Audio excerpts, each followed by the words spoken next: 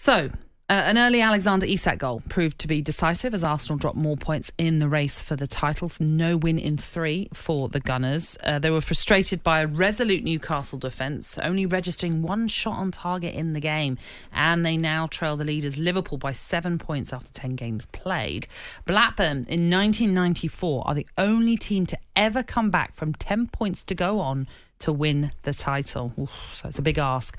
Afterwards, speaking to talkSPORT's Sam Matterface, Mikel Arteta admitted his side missed the presence of captain Martin Ødegaard in midfield.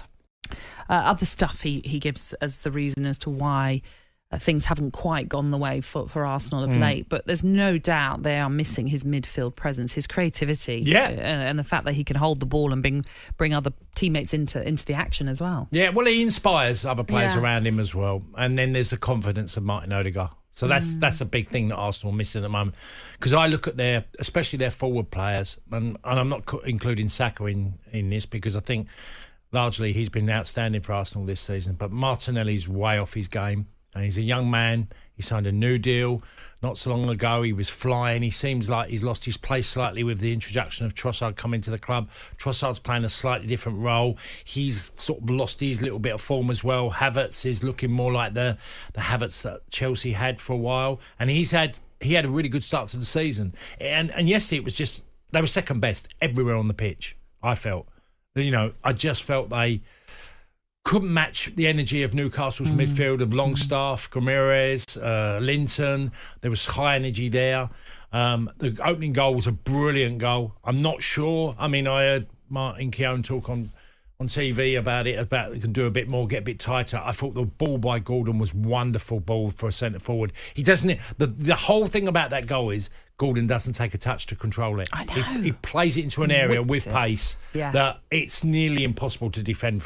I know the purest of defenders will say, well, you can get a little bit tighter. I think it was one of them instances.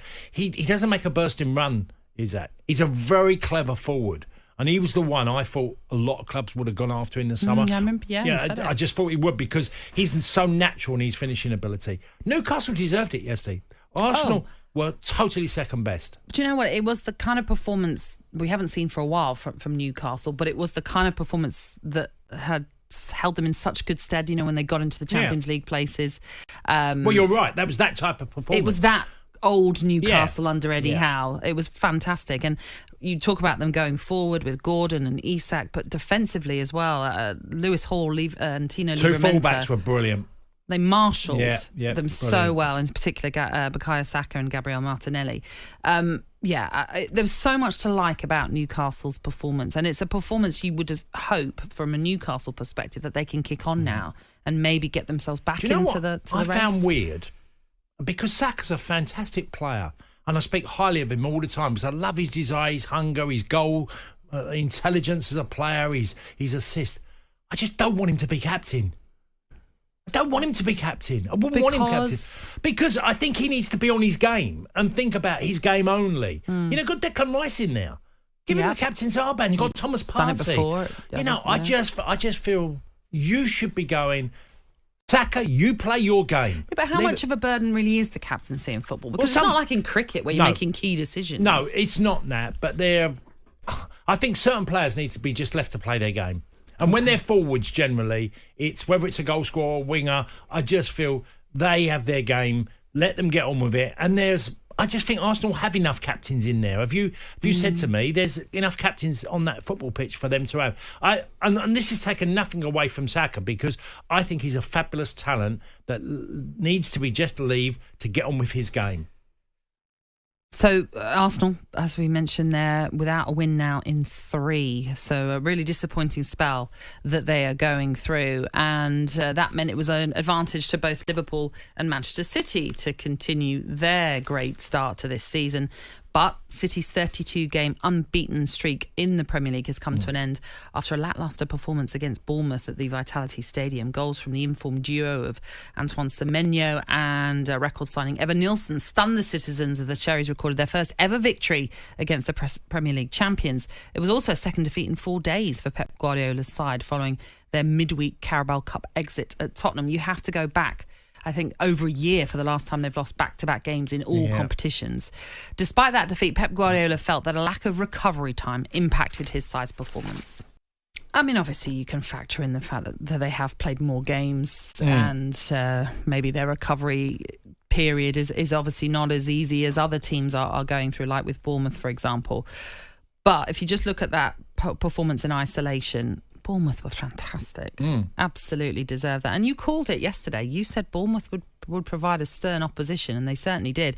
And it wasn't as though they were a low block and just countered Manchester City. They went at Manchester City. Yeah, and I'm so glad we did the piece yesterday in the newspaper review talking about the managers chatting. I heard us talking about he's never going to play City in the same way again as he did last year. And it was there. It was there to be seen. It was a really brave pace, just hurt City so much. And I would say it was quite clear that certain City players were definitely struggling with injury. Cole Walker was definitely not right physically. For whatever reason, not quite sure what problem he had, but he wasn't right. And they looked across the board. It was very similar to the Arsenal performance of Newcastle. It felt like they were spiralling out of the game, just not keeping up with what the pace of Bournemouth. Bournemouth had chances. You know, before Semenya, who, by the way, has got to be the hottest property in Premier League football at the moment, because 24-year-old that just scares the life out of so many defenders. Just he takes his goal so well. He had the chance before, didn't he? His goal. But he's a real threat. They did this to Arsenal. You know, they really hurt Arsenal. So they've got big points. I mean, just brilliant performance by them. City not quite at it, but they weren't allowed to be. They just weren't. Kirkes at fullback was terrific. Fabulous. You know, midfield, I just thought they just stuck in there, and the Man City midfield could never get going, couldn't really create. Well, there was no connection, was there, in the team at all? Like you say, with the midfield, with City was completely overrun. And, you go back even to that first goal, which came so early on in the game, but you're finding Phil Foden in a defensive position. He's dropped so deep, yet he can't handle, obviously, Kirkes, who pulls the ball back for Semenyo to swivel and beat Ederson. They just seemed all over the place. Yeah. Look, and I understand that there's a lot of injuries. City are still the team to beat, in my mind. Do you think that, really? Well, I do. I know I do. Look, they got beat yesterday. I think over the course of the season, we realised that Bournemouth are a tough cookie to play against, and they're going to get some big results along the way. They're a dangerous side. And they've done it to Arsenal. They've done it to them. Villa? They drew 1-1. 1-1, yeah. 1-1 at Villa. We're going to Villa Park and getting a 1-1 draw as well. I'm thinking, they lost City, but I think when they get players back, and if they're still around the top two, which I think they will be, because obviously Forest are there at the moment, and then Arsenal. I mean, look, Villa, and what are Villa thinking today, and Chelsea? They can get to third place. Both of them, if they got the right result. So there's an opportunity, but City will still be, for me, the team to beat. On AM, on DAB, via the talkSPORT app and on your smart speaker. talkSPORT.